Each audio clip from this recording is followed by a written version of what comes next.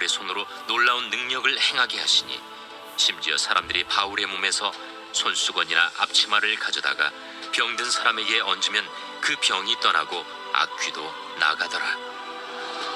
이에 돌아다니며 마술하는 어떤 유대인들이 시험삼아 악귀 들린 자들에게 주 예수의 이름을 불러 말하되 내가 바울이 전파하는 예수를 의지하여 너희에게 명하노라.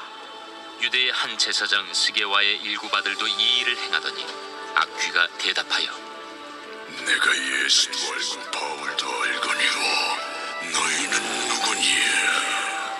악귀 들린 사람이 그들에게 뛰어올라 눌러 이기니 그들이 상하여 벗은 몸으로 그 집에서 도망하는지라. 에베소에 사는 유대인과 헬라인들이 다 이 일을 알고 두려워하며 주 예수의 이름을 높이고 믿은 사람들이 많이 와서 자복하여 행한 일을 알리며 또 마술을 행하던 많은 사람이 그 책을 모아 가지고 와서 모든 사람 앞에서 불사르니 그 책값을 계산한즉 은 5만이나 되더라. 이와 같이 주의 말씀이 힘이 있어 흥왕하여 세력을 얻으니라. 바울은 에베소라는 지역에서 약 3년간 전도 활동을 했습니다. 처음 2년 3개월은 강론, 즉 말씀을 열심히 가르치는 그런 사역을 했습니다. 그리고 오늘 본문은 에베소 사역 후반기에 있었던 어떤 사건들을 소개해 주고 있습니다. 11절에 보시면 하나님이 바울의 손으로 놀라운 능력을 행하게 하셨다고 기록하고 있죠. 사도행전을 기록한 사람은 누가입니다. 근데 이 누가는 이제 지금부터 나오게 될 이 기적의 사건을 이야기하기 전에 미리 못 박는 게 하나 있습니다. 그것은 다름 아닌 바울이 행하는 이 기적을 일으키신 분이 하나님이시라는 것을 애써서 지금 강조하고 있습니다. 주어가 누구로 되어 있습니까? 하나님이죠. 그죠? 하나님. 하나님에게 초점이 맞춰져 있습니다. 심지어 하나님이 바울로 하여금 놀라운 능력을 행하게 했다. 그렇게도 말하지 않습니다. 뭐라고 이야기합니까? 하나님이 바울의 손으로 놀라운 능력을 행하게 했다라고 하죠. 그러니까 앞으로 나오게 될 이 기적 사건에 있어서 바울은 철저하게 수동적인 도구로서의 역할을 한 것이라고 지금 이 누가가 애써 강조하고 있는 것이에요. 바울의 손으로 놀라운 능력을 행했다라는 말과 바울을 통해서 놀라운 능력을 행했다라는 말은 비슷한 것 같지만 약간 다릅니다.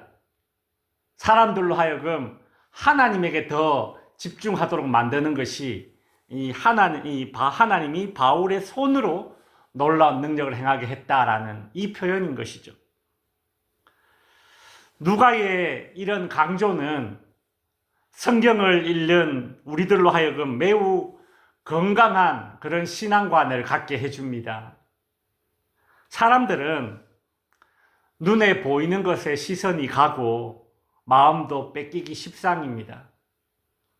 더군다나 오늘 본문에 나오는 이런 놀라운 기적 같은 이런 사건들은 그 당시 초대 교회들 사이에 야, 바울이 엄청난 기적을 행했대.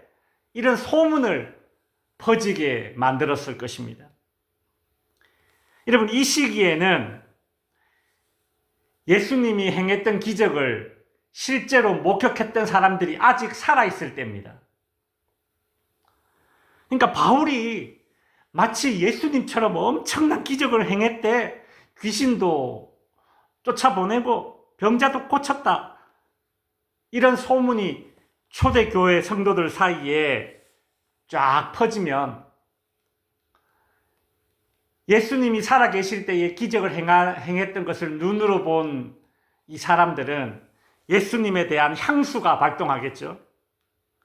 그러면서 예수님에게 집중하면 좋은데 그것이 아니라 예수님과 같은 그런 어마어마한 기적을 일으킨 바울에게 집중하고 바울을 예수님처럼 떠받들게 되는 그런 부작용을 초대교회 안에 낳을 수 있게 되는 것입니다. 그래서 누가는 매우 의도적으로 하나님이 바울의 손으로 놀라운 능력을 행했다라고 표현하고 있는 것이죠. 그렇다면 도대체 그때 일어난 기적이 어느 정도길래 누가는 이렇게까지 단도리를 했다고 할까요? 이렇게까지 먼저 이렇게 못을 박아놓고 그 다음 이 기적 사건을 소개할까요? 한번 보시면 12절에 보시면 심지어 사람들이 바울의 몸에서 수건이나 앞치마를 가져다가 병든 사람에게 얹으면 그 병이 떠나고 악기도 나가더라. 바울이 사용하던 수건이나 앞치마를 가져다가 병든 사람에게 얹었더니 병이 떠나고 악기도 나갔다라는 그런 내용입니다. 그리고 아무런 인격도 없는 수건이나 앞치마, 물건 아닙니까? 이런 물건을 통해서 이런 기적이 일어났으니 사람들의 마음이 흔들리기에 충분하겠죠. 야, 바울이 썼던 물건이라도 내가 하나 얻으면 병이 낫는다. 사람들의 마음이 흔들리지 않겠습니까? 사실 오늘 이 본문에 나오는 이런 기적은 분명히 하나님이 일으키신 기적이지만 이 당시에 이방 종교의 이 마술사들이 주로 하던 행동과도 매우 유사합니다. 어떤 마술사가 사용하던 물건을 이용해서 병자를 고치려 하거나 소원을 이루려 하던 행동들은 그 당시에 이방 종교에서 종종 있었던 일입니다. 그러니 누가는 지금 오늘 본문의 이 기적 사건을 기록함에 있어서 초대교회 성도들의 마음이 흔들리지 않도록 하나님께 성도들의 시선을 단단히 고정시키려고 그런 장치를 중간중간에 사용하고 있어요. 기적 사건을 소개해주고 나서 사람들의 마음이 예수님에게로 향했다라고 의도적으로 또 그렇게 기록해놓고 있죠. 이 뒤이어 터진 사건도 마찬가지입니다. 이 당시는 이런 마술 행위와 주술 같은 것들이 너무 성행하던 그런 시대였기 때문에 마술사들이 바울처럼 강한 능력을 일으키고 싶어서 이렇게 말했습니다. 13절 중반부에 보시면 내가 바울이 전하는 예수를 의지하는 너희에게 명하노라 이렇게 말하면서 악기를 쫓아내려고 그렇게 시도를 했었다라는 거예요. 이것이 이 말이 이 일종의 이제 그 당시에 바울을 흉내냈던 패러디입니다. 그러니까 바울이 했던 말을 그대로 이 마술사들이 어떤 마술 주문인 것처럼 그렇게 알고 그건 바울이 말하던 대로 그대로 따라하기만 하면 이런 능력이 자기도 일으킬 수 있겠지. 그래서 일종의 이것이 유행어가 된 것이에요. 마술사들 사이에. 바울이 믿는 예수님을 믿지는 않으면서 바울이 하는 말을 내가 그대로 주문처럼 하면 나도 바울처럼 되겠지. 그렇게 바울을 흉내내기 시작했다라는 것입니다. 유대 제사장의 아들들도 이것들을 따라하며 귀신을 내쫓으려 했다. 오늘 본문에 그래 소개하고 있죠. 그러자 악기가 이렇게 말합니다. 15절에 보면 악기가 대답하여 이르되 내가 예수도 알고 바울도 알거니와 너희는 누구냐. 참 충격적인 그런 말이죠. 그 귀신 들린 사람은 그 자리에 있던 7명이나 되는 이 제사장의 아들들을 다 단숨에 제압해버렸습니다. 이 사건은 정말 에베소를 박학 뒤집어 놓았습니다. 바울은 이 바울에 대한 마술사들의 인식, 강한 마술사, 매우 강한 마술사, 나도 한번 모방해보고 싶은 마술사, 그런 생각을 가지고 바울을 대했는데 그것을 이제 단념하게 되었죠. 이 이방의 마술사들은 자신들이 가지고 있던 마술과 관련된 책들을 모두 이제 불태워버립니다. 이 당시의 책이 아주 그 귀한 물건이기 때문에 책을 불태운다. 그것도 마술사가 마술에 관련된 책을 불태운다는 것은 이것은 에베소에 있는 그 당시 사람들에게 아주 큰 반향을 일으켰습니다.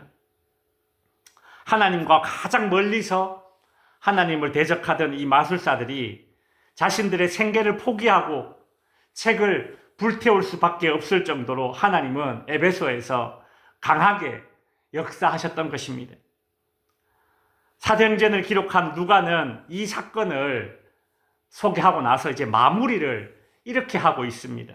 20절에 보시면 이와 같이 주의 말씀이 힘이 있어 흥왕하여 세력을 얻으니라.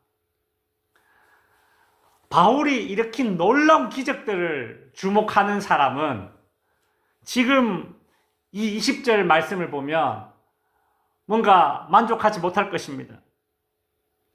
누가는 주의 말씀이 힘이 있어 흥왕하여 세력을 얻으니라 이렇게 이야기하고 있지요. 바울이 힘이 있어 흥왕하여 세력을 얻게 되니라 이렇게 말하지 않습니다. 그렇죠? 주의 말씀이 힘이 있어 흥왕하여 세력을 얻었다라고 오늘 기적 사건을 마무리하고 있는 것입니다. 여러분, 에베소에서의 이러한 강력한 부흥은 바울이 아니라 하나님이 하신 일이며 하나님이 주목받는 사건이 되어야 했습니다.